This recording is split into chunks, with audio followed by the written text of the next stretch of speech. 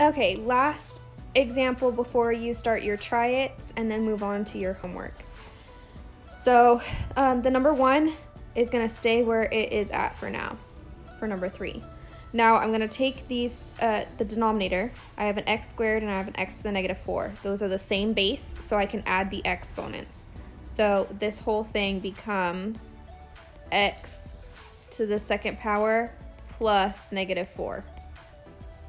Now reducing that gives me 1 over x. 2 plus negative 4 is negative 2. Now, it's in the denominator, I know, but it has a negative exponent, which means it doesn't belong there. So I'm going to make it go on the top to meet the 1.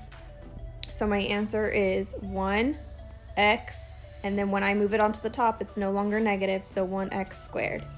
And that, my friends, is my answer. Now it's your turn. Do your chunk summary and then homework time.